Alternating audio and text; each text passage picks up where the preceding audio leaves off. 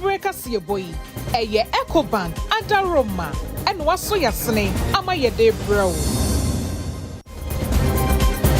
Prem to breaker see a boy, ye echo bank, and a Roma, and was so yasne, ama ye de bro.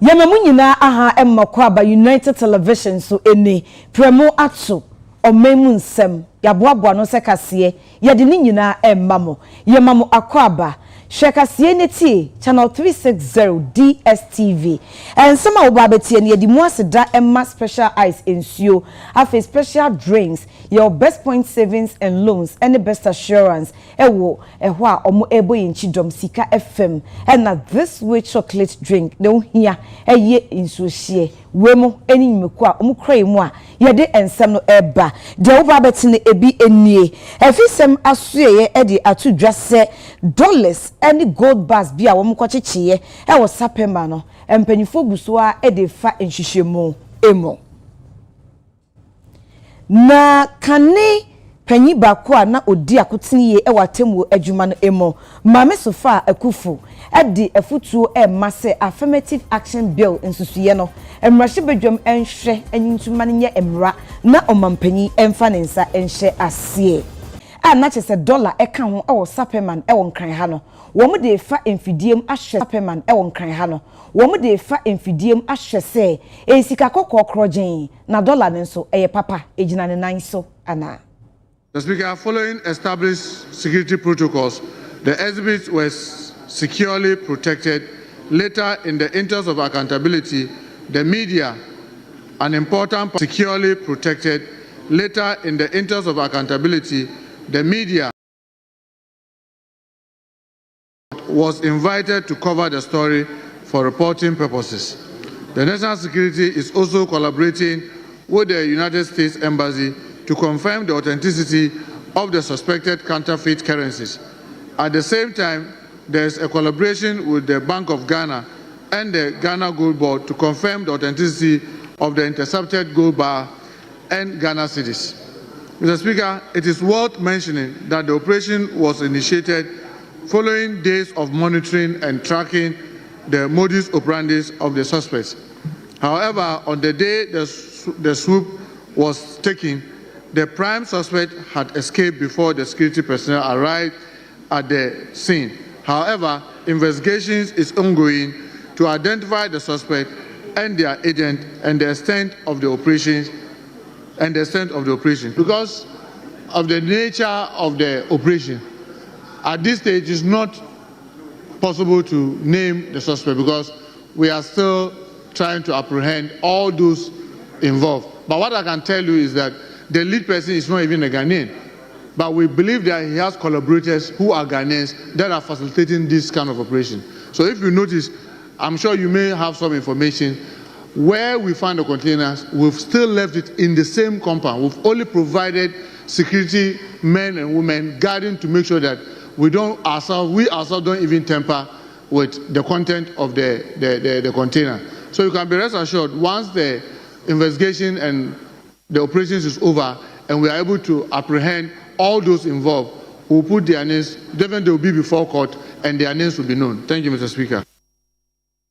Yeda so wo afisem so afo na kache Honorable Muhammad Muntaka Mubarak e dia to dwase se wo kopiem e wo kotoka wiem hyengyina bia scanners ni bebre asese de ye eniema e de luggage scanners ene de ye nipadua ne de body scanners bebre asai enti mpanyifo etu ho na mo se de be ya obetumi atotofofo e de akopiem.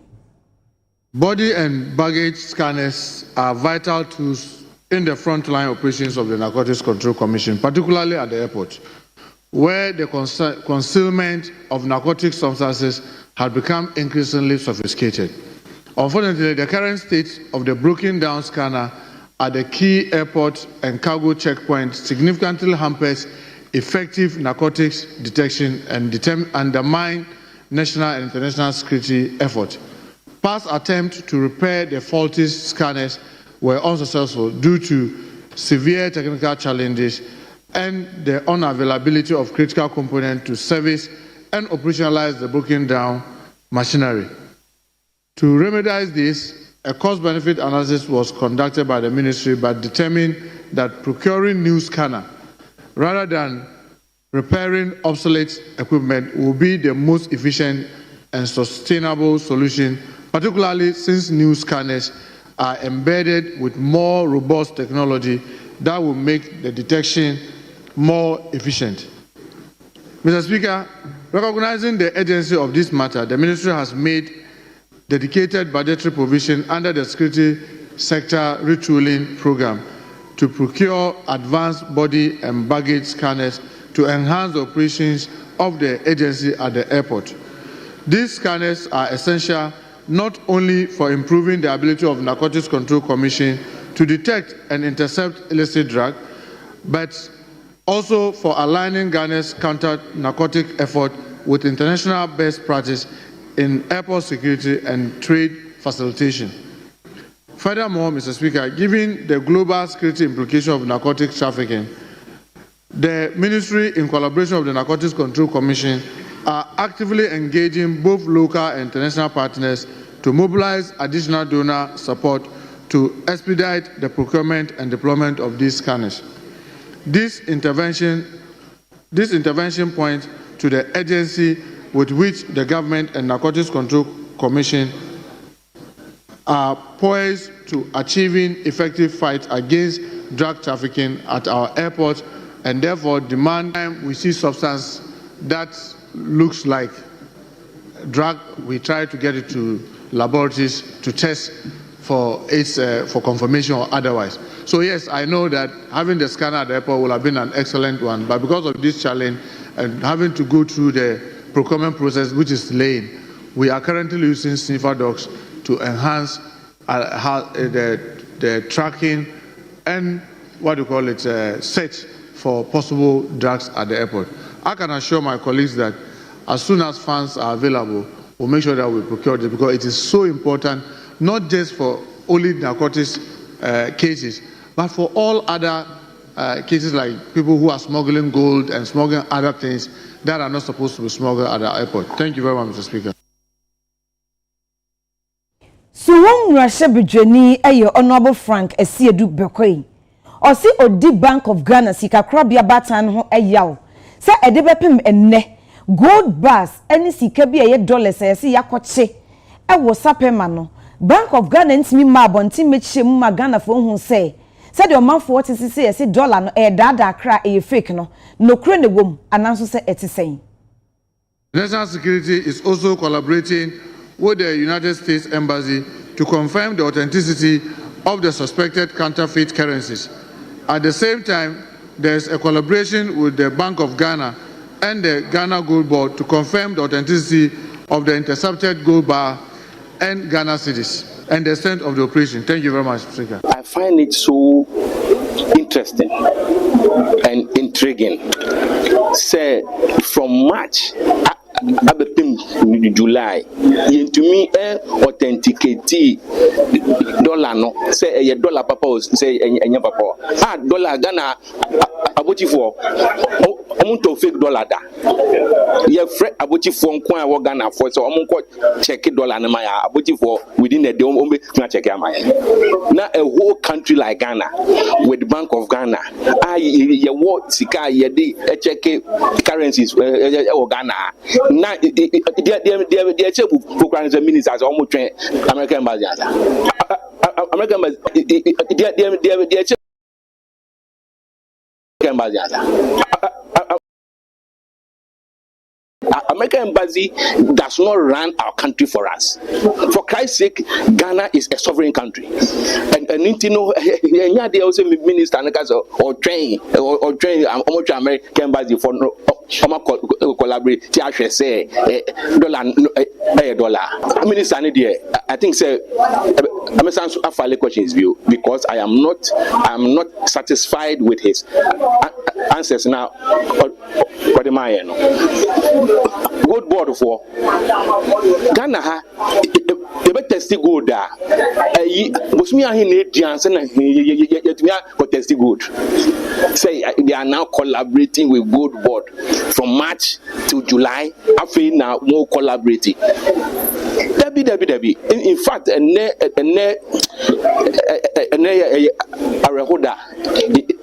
in the history of Ghana security. Especially drugs no tools cocaine. Name suspects no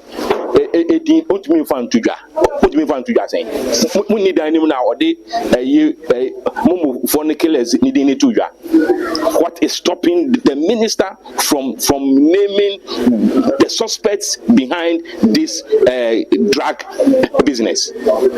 I think the minister will be here or this year. He has to come again. For that investigation, how much more cocaine cocaine. Now say suspects and them.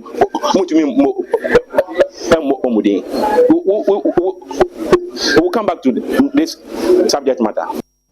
Can Chief Justice so far Akufo ena eka say what they are to aban any mrashibedwe so mo ho nyehye that is this way no na affirmative action bill wo mo empase meye mra wo wi a wo mo achi na omampanyi emfa nensa enhyase. Affirmative action bill, when it's a bill, it's not a law. It was passed by the last parliament, but it did not receive presidential assent before change of government. So now and then the end of that parliament. So it's now back in parliament to be passed again and then sent to the president. And that's why people should be talking. We shouldn't be quiet so that they don't conveniently forget it. Because many times that happens. Something is passed, it does not receive presidential assent, then it's just lying on the desk, and then it just lapses. So in this case, we should all make sure that it is properly processed and quickly signed by His Excellency the President. Affirmative action ni mu nsem kakra na sene beya ema ana hima no so benya representation dodo ewo omumpatemu amuye omudi omu ade na yenso ne ye ka se esese ye hwe saa nhyehyedie no if it says ya pass Affirmative Action and Gender Equity Act. If it says ya pass Affirmative Action and Gender Equity Act, it says ye nyina ye to adwen say nye politics nko say nye say wo ye ya pa opanyin nko na ye ba traditional ahindie mu nso a esese ema no nso omutume eka ho nti ye nyina ye to adwen say ne be ya ahemfo no nso betie yen asopem we de nidi mu a nye ade se ye hye omo na ye nkomodie mu bibie mu no yetumi di nkomo na mre twemu bi no na sebio oba parliament hokra tete pa no na ma inhyede ni ho na sisi a ema aba ha no nso kra enoso nti bibia no ye hya sie fi baabi nti enne ya hye dwumedie ya se yenim se ya ahemfo wo mancheme amefe amebabo wotoi koni wokwa akehyin te wo ba filete nike agba mansane akucho minsane traditional area minsane wo manyeme ni wo weli amake manyeme amehu wo ba nu amegbin ejake ye wo fetahe ne yo emu da na etwe mu no na ye ni nidi enkita ho sɛne ɛbɛyɛ a ahema bin ejake ye wo fetahe ne yo emu da na etwa mu no na ye ni di enkita ho a ɛwɔ Ghana ye din stream sɛ yenso ye di enkita ho a ɛwɔ regional ne National House of Chiefs empre bebre no say eba say National House of Chiefs ye impense mu bia omuyi ahemafo no esi nchen enso constitution no kire ye nyina say ahemafo yenso ye ka ahennie no ho na eba ne sen na omuyi yen esi nchen nia etosu mienu yehu say ye mema no omo boapa na omo mpese ye beba ho if you say National House and Regional House no a institution na institution bia so no ehye aban ase Penyina oda mission Commonwealth Enterprise any Investment Council ano eye Dr. John Appiah na wodi atu dwase obo omampanyi John Dramani Mahama ene na ban abaso 24-hour economy a wom de aba no ebeboa ama Ghana yensikasem agina yie na bibi ti se Africa Trade Area Zone no yetumi adi akotini yie ewo pa eba na adwadie ewo abibiman FM a yenya chefa pa we share from Shanghai India other very developed economies who are doing great business. So Munina running 24-hour economy. It has a money never sleeps, and that's the truth. With 24-hour economy, no, a bit increasing in GDP. Now I'm saying numbers, no statistics. I mean, within 10 years, no, a bit increasing in GDP by 31.7%. Okay, and a bit allow the Ghanaian economy to tap into the different networks. The Africa Free Trade Zone say a GDP valued at about 4 trillion USD. This 24-hour economy allows us to enter that economy. Okay. The EU economy, the Commonwealth economy, because the beautiful thing about the Commonwealth is say different countries are more different economies. Until within the Commonwealth, 56 countries who are the Africa Free Trade Zone, GDP of 4 trillion. Who are EU, which comes through Malta, which is a Commonwealth country, of about 17 trillion. Now, if you are ACP, African, Caribbean, Pacific nations, almost more Commonwealth and also I'm say around 6 or 7 trillion or so. Then you have the ASEAN countries, Malaysia, Singapore, GDP in the trillions of dollars as well. With the 24-hour economy, and yes, say you are tapping into one economy, you're able to tap into multiple economies. You have exporting. And people exporting things out, you have people manufacturing 24 hours. So it actually even makes things cheaper for us. Oh, okay. Your roads cry a bit free up your roads because nighttime in Krofo ye juma in Krofo transporting to be dano na sorry. Nebi sorry so na e bi da. Ntie ma pressure crompo emba traffic be 100%. And so now within our company who started this initiative and with the 24-hour. Oh yeah. Operating 24-hour economy did that. Oh, more. Technology companies, if say transactions are happening every time. Every time. Yeah, at 3 a.m. now your transaction. Now your transfer now say next time we using service. Yeah, operating 24-hour economies. The gold board, a great idea. Okay. Because the centralization of transacting in the gold business, any country or more natural resource, they protect it. And in your countries, they say OPEC, the oil producing countries. Because anything, whether it's oil or gold or bauxite or silver, one centralized system, and yet organize that. In Kofobe smuggle, after Sikana is a minor honor. In Kofo the Bidjaniako. I think it's an excellent system, the gold board. The most important thing is implementation. Ideas are great, but ideas without implementation will fall flat. Korea aban atena kese a ewo oman emu afi wom amamre afahye eye Korean Cultural Festival no wom adanedi ewo enkran.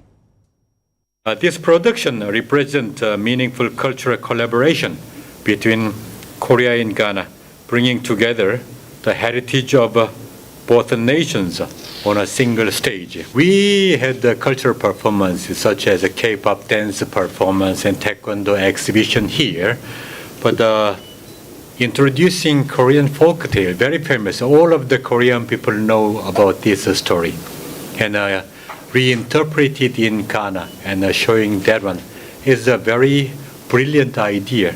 And actually, I really appreciate my deputy. He is much better than myself. And also, I would really appreciate to this young gentleman, Mr. Bakar, and really accepted this offer and made this dream actually comes true. It's our sincere wish that this event will help deepen mutual understanding and further strengthening the cultural ties between our two countries. Agrofo a yadeba ye feno sima jolly na sa agro every Korea traditionally Korea folklore yen adapted aba Ghana intino osha launch na ye launch no South Korean embassy. This is because a Ghana-Korea partnership, cultural partnership, you push it forward. Because they say, you the whole world, if you ask for who talents are Ghana, boy, home modern and moving into collaborations with embassies. Because we believe that any embassies for the collaboration, the partnership, say now, we can find more approach, depending on the country, say Italy, Italians, or media would like to know more about the company. Would like to know more about the actors now, almost participating in the Italian play. Say Spain, the Spanish media would like to know more. Say South Korea, the South Korean media would also like to know more.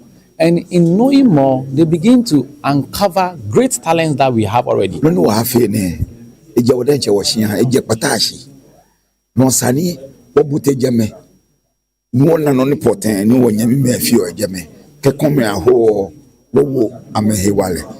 Kekenashi o amehewale kekpekpele po abaye o nyi o amehewala ke atele ne keje heko ke ba mu ne chi wo fele wono no omumi mo fele Oswafo her dwedie ho nsem eso honorable Elizabeth Ofosu Ejare wapa governing board bia eminipa ye edu edi de ama Ghana Investment Promotion Center.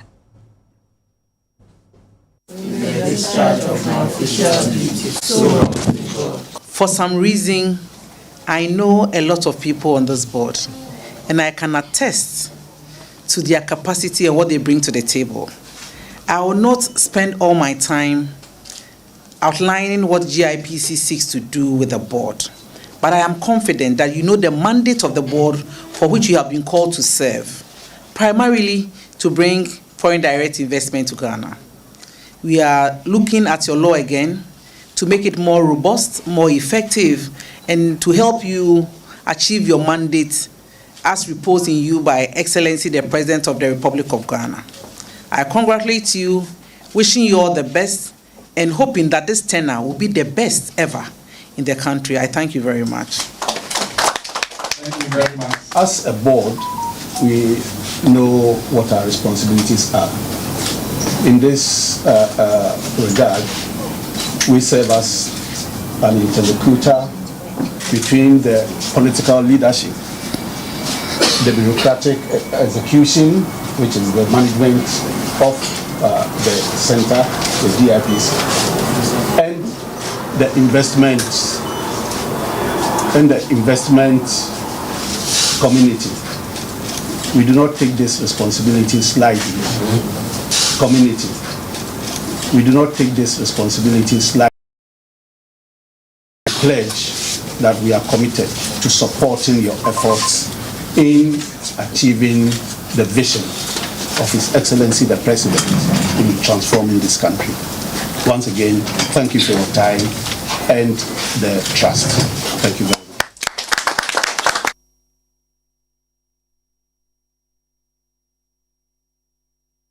ya di premtu breakers ye boy eko ahomano so ne atwetwe enkomo ye wo memu na electoral commission dia babetu dwase Ablekuma North afra se mrahye bedwuma ba ye to ye ne ho nchinyosho aye degenti polling stations makomako bese edunkrom omo san abetu ne bio na NPP amanyuko se da omo de omo nso madi nkunim e wa afra se mrahye bedwuma ba eko so awo Ablekuma North nti omo nne enkogina ebio de ye tete ne se omo candidate no esi ono de obekọ akogina yani Honorable Davis Opoku Mpraiso Mrashebedweni leading member NPP amanyukun ebonkobo Honorable UTV suni mahai yenia meniaba pacho bibia aboko yesu atogna oso e nyankopon humi moba me hoye pa Honorable Wadaroma party mo take stand mo si electoral commission mo run yo mo beye mo nko mo candidate se oko picture be na epenti. Oh, me support your candidate in the position now I take. Sir. Yakoto aba you know amanfo pe fa kwatikwanso edi akim na sa. Se yakati yankoto bi mu a won to aba no. Won wa sa wa polling station ho no. Eno anti ye koni yakopa ma cho se o tsanya me adomo a won impie na won beto aba no emma free. That is all that matters. And a boycott at this point, is not necessary. I mean, party, the earlier position, was to support the court case, But court, the initial injunction, then if we are all Democrats, we should go into the election and contest.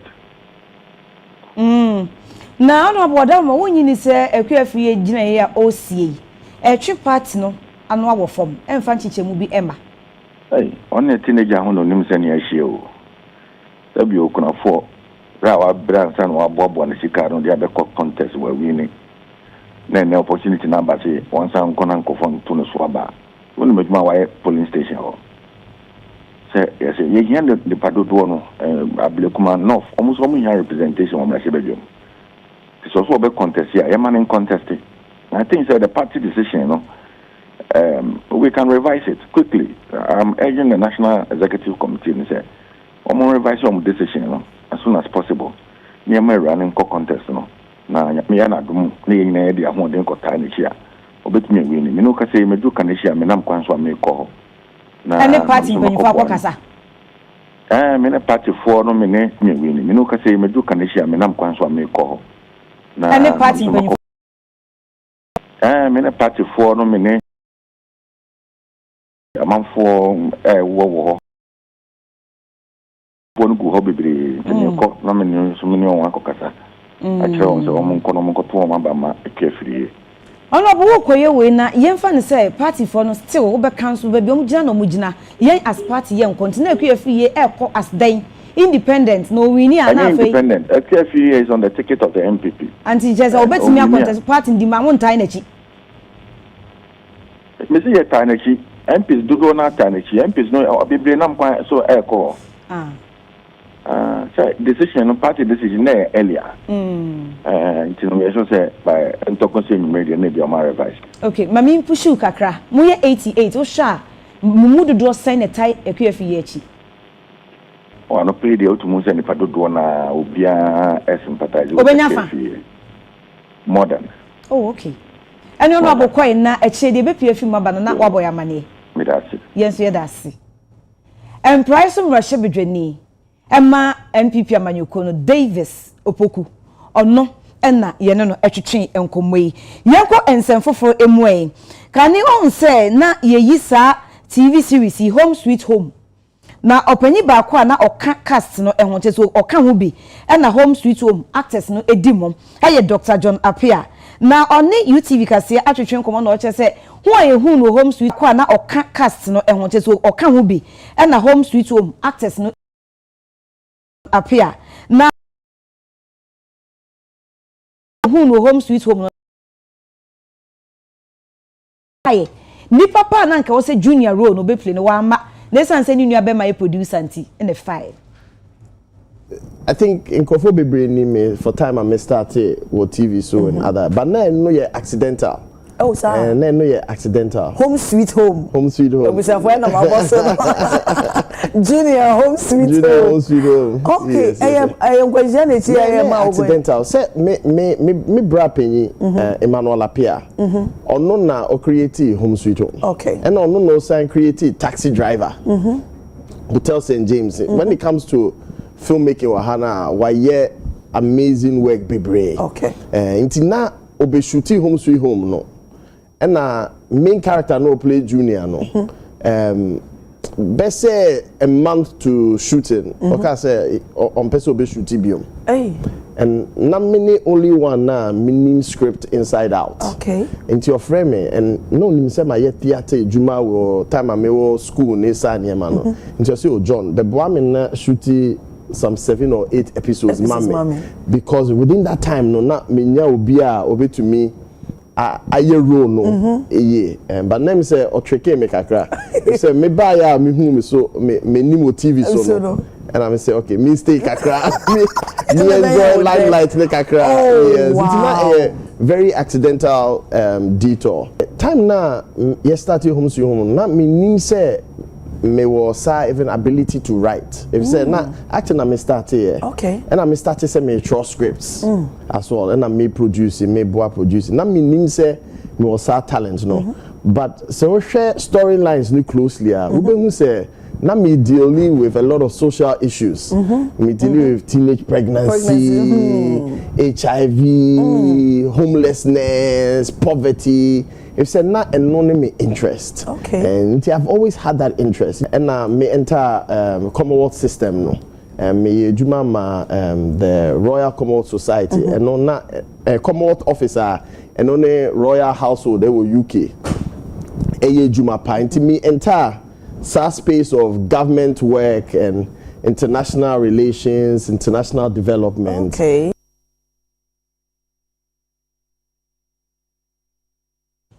Yadikasia na eko gomwa bofedu na yamane bofo Sylvester ewu abobe ewo ho edie yenya ne ntie se asem bi asi mame bi di abofra bi ko afuom koye adwume ko wi ase a wayewa bobe ma hai ya ni amini aba bibi aboko de oh ene de abre ho sempa amini aba fade aka ni nyina nche mu mai yo enu abe no mensa ana enya ntie se abayiwa bi ayefre no mama sebi oya ngurani na okwenkola miyunu oba ko beye wunu a wan yam mbat ne wayira hisia nde o 2 years na najuma o ye ne se enam sa ho 20 obububu eja na tonton man kofo na enu a kofo mu sa okwa ko peja yi bi na oba beton na eja na onya na dooso ti sa na tie de ne ni beya oni ne nam ye kwa ne nsei ba ko si na kinti ni 2 years e wayira yi on de kwa ne nsa ne nam wa eja ne mu oduntuntum na o sa na te da kwa na nyina ha no fa ja ne nkoto ahaya amra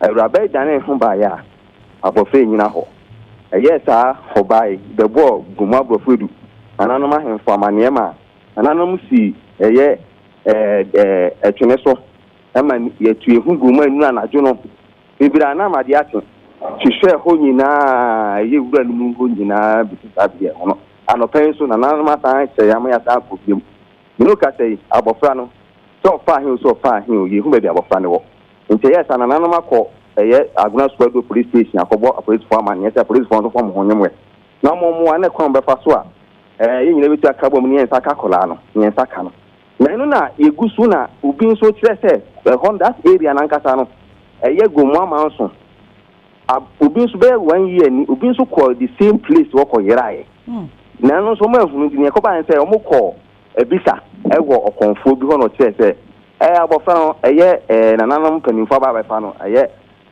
moti ababefa no nti monko the next day monko na mkosi tweme so enti no mkosi tweme so na ise omutaka nipa no nti yekuso hwe no ne ebi no ka se yense nko san kofo no na eye akonfo no no meye enti abusuan egusu amoto toto omonsa ase na mo hu kwan befa so a ombako sia se okonfo no so sofo ma ko hwe na cheze waboa me yensa ka bofra no na waboa enti we ni ne esi gogomwa eye brofedu efiti enu abe isa abira kola 2 years yehu bebe wafa eya yenhwe ni se ebra ma mi gya akoda se e gina atwen me midije yi ekọ he ya aba no na ade asana But time of a woman here now about 3:30 to 4. And that's one more on a panel. Minimum time about Fanny Ira and check time about Fanny Ira and we do an advance a beer 2:30 more. And we are we are in Tono San at your buy about Fanny in our home. Let's say, Utu Kabaya or Baya Musich in a swa. A bit sabri. Nipa bit my yen so you want about Fanny. Enti mitie unka say ma ebiesi pen weni ni mpre so weni mpre so but ni si en de eye kurofo ba no so ban ko yi asemasi wo so yi ben enti sa ko mu fofo no mo kire se omo de ni si ye no eno so mo hwe ye bia mfa enti omo ko eye okonfo bi no kire se abofra no eye mo tia na wa be fa abofra enti no the next day morning omo ko no mu si twene so ampane pa mo ko ye na ye se mu si twene so na abofra ne te ho nti isi anamuntu a ebusuafo no ehwe no matu no nya eye fenete mansofo ne kan no nti omu betu anamo akọ ebisa am be ko busa ne adu di agisa bisa no be ko because no be nante e be sequence bi dunu ani anante mu wapa mu wa ya nanti a so yegu abofra be dia abofra nafa ti nyina ya dia ko si su se ni ti bia de bia eye se sama bi na be fa no abofra no papa fa onyu baabi ade ominya hwe so wa yere do no abetu ayera internet se bia moti esem ya na aba be ne moment sa so ne nipa bonefo bi na afa na na se obi na be fa no a ye na fidie so atoto asrem se ye srem a obagumu abrofo du a wona abofra ni firi na mo fa ne mra na nanu ma ye ka do mo hwe ehwa mamre ne abakosem kakremu a moti ane sa abosomsem ne ahohomsem no edi ahim wo ho mini aba ehon mumu de eyem se epo apo ewo hon mempa ye na nanam samanfo eye tetefo mpanimfo esiesie mo no ewo that area ana secondary so no unse oba chimemu a ye wo ukudaye ne kusidaye ye otama ye di cook sa asasi so tama ye fenko aha but oba eye finfiri mantem hasia nyame ba ha men se da ehun se o ma se da ka se na ye ba krobo ho ani asese sa asasi yen ko sabri but according to information na ya gather na tese girl dey nam se ne ho tinenti always en fa ho se da boni ana da baba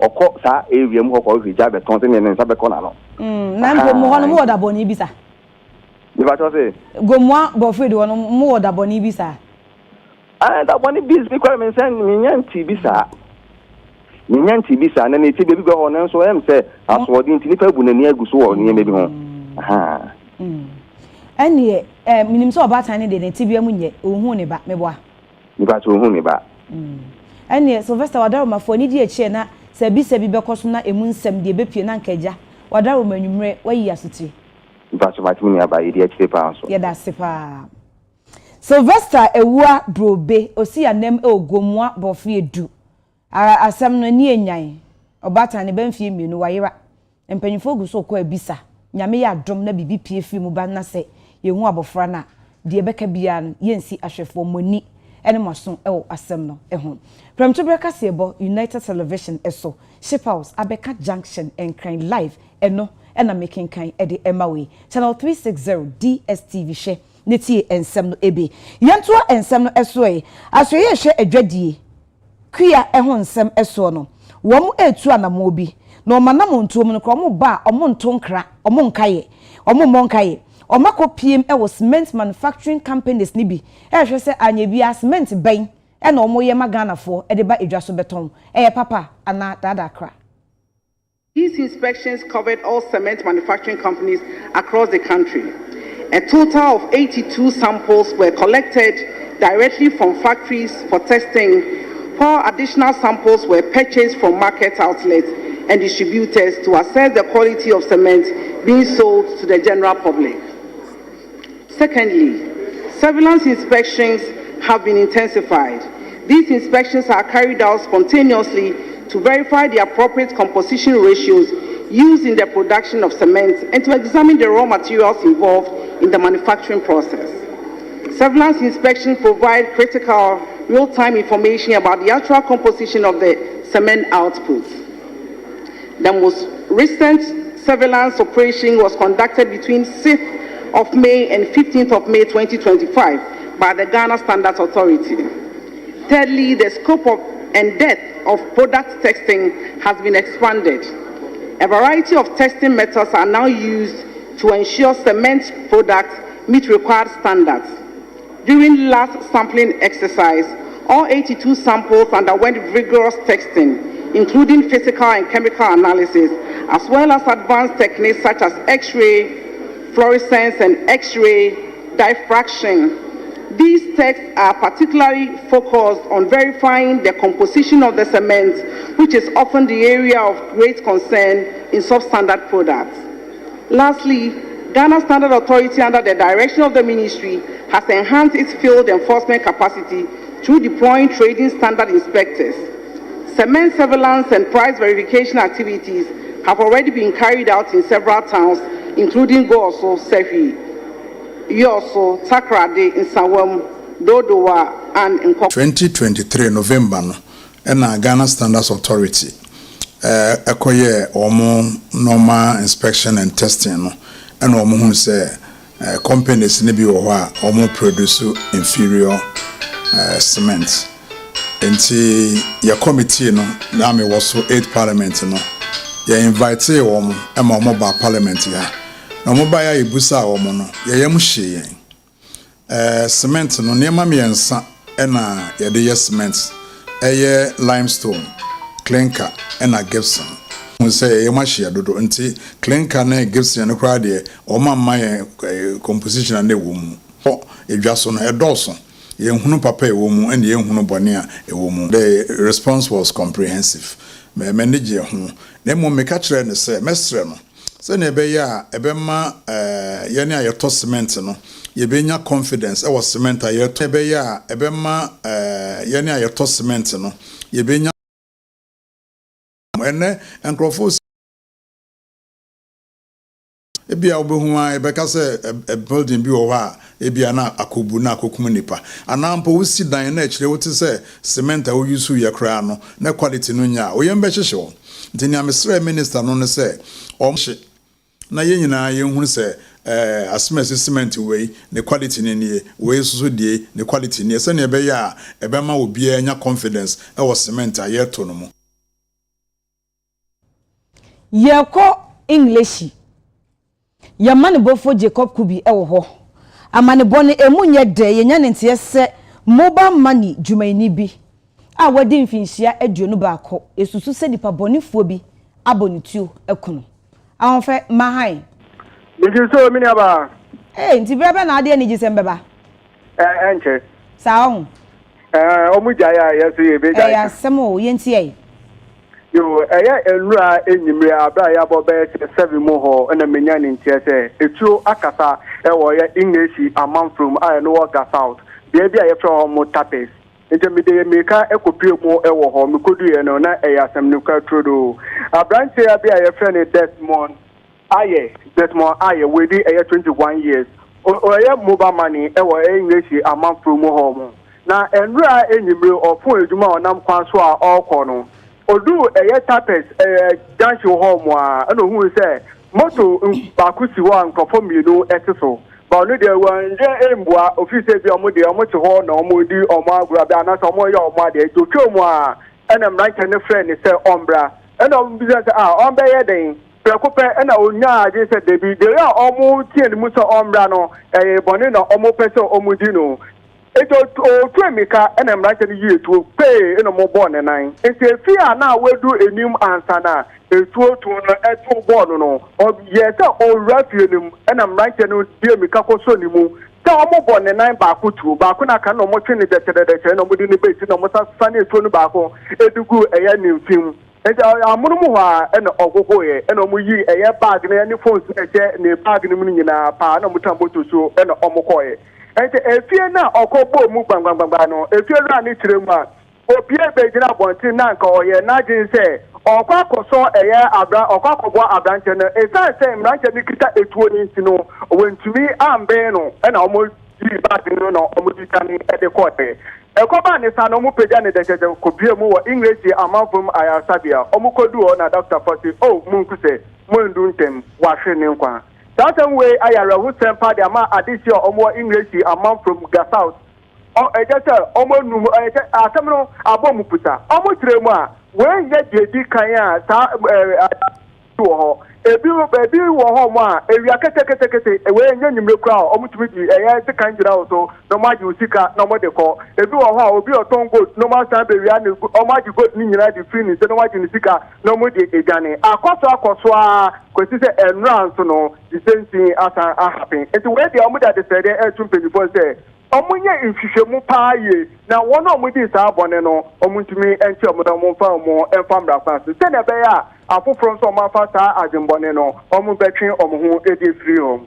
awon fe now say enwumre no na aboba yesen 7 pm 7 ya mbacho ai na nipa ni bia asem ni si ye ho mbacho say na bia asem ni si ye ni nipa nheda no so ho na obi ahihye ni fie Nkofo ewa around but omusisi omufie na di onu ni fie na abranche no kopo ye bonu tuo ni di kan ya obom gbangbangban no onu na onu di odi de ordinary hu de effort nyina onu tire ma abra ye ball ni first etuo no na ko obo ewra fie ho mo nti obeyi ni tita nka wo hwese hwan na airport gate ni mu ana ohu se etuo no asa kasabiom ewa abranche no ni filmu ekoba ne saa no anta se ye etuo ni jo obi asro na mu nyina ja ne ko chedem ntemranche ntra moto ni suno mu ja ne ko ye no ansa no mu tumi ebe fa akwala no ekopie mu wo ayasabia omudu wa Dr. Forte omundu intem entino wahwe ne nkwa anfa English man from bambo ho nsam tesen wo police station wo omo patrolli etesen menu can say the English amount from police station ewo baako ewo kwan no ho na free baby a police station wo eko baby asem ni sie no emotwen na omo kan so omo yusu no baako na emanti a omo ho mo ayekoto omo no we allegation omo ye omo kire mo omo pre a police for kire mu a omo nya nka mo beba na so patrol team no ewo tuba kwa so aje omo aba ansa na omo aba sabia no abra omo ba ya omo kodu ho no na emranche no ejane ko dada na say police for mo kra no omo yanda we resource omo ni niema sa pepe enya honko a efri oho mo kopie mu wodomra se eje se akade ehun din pa na se mitie onkomo bomu a nye we ni de di nkan asi eta akoso pa oh we nye de di kan me di we nkasa go we bia efri the same amount from ho bae obi oton gold or the gold efri baby or the free ba or the kwakosia the customer ekwan so na moto fori bia esakosia isanipa ya omo tutu ogu wie mo nipa no ko mo sa bo ni namtu na mo ji ne bag no omo di tane de koye enu etire etwom kura no foforo esiye ewo ye English amount from home wa enu for de ensi we etire ti wo park no school park no so the same thing no obi na okita ne bag ofi doma ofi makola we si fomu ewo English amount from okofi odu park no so no enu so boys no e de moto koshia no mo di sikasi so mo ji de niama e de koy enu no mo kire mu se when ye di kan a ye de moto e bokro no e wo English amount from mmabunu ta de okada ni di djuma wo pa ho okada ni de obepie wo English amount from de omu di djuma pa omu wo station ni be se ba ko tere na omu ho de wo mu wo achansede wo no mu use moto e di ya okada ne okaka ho no obia wo achansede station number 1 e wo ne kala number 2 wo ne kala number 3 e wo ne kala nti omu de me nka say omo na sa mom de ne bom wo say ekobia me sa wom asem yesi generally omanfo no edi hu bi ato omo so omo reaction te say sape pepe omo tete hu abom pa ye esan say we nya de dikan nti no mu fi say de etwom na etwom omo nim say eversan ababim akoba ni say no eno no mo de to aban ni mpelifo nim say omo bom hu mode no mo mabambo enforce wo English amount from especially tapes and every baby English amount from Pentecost sorry that no they call insurance no nyina no edu anadwo a ohoye hu papa yi awon fe mamoni adwuma o yo IGP process ahine wadaroma ye gina UTV afidikase so e de adesede etu dwa ama yennuan mo English amanfom bambo no mumiem ema wo mo aprosi for patrol car eye ba ko pe ebi nkoka ho ememma mba ni so a mfa bi nka ho ema wo mo na asem no emu aja enso meko enim yenna reho semi so ye genkrato ye ba bongo difara Prem to break us ye boy eye Ecobank adaroma en waso yasene ama ye de bro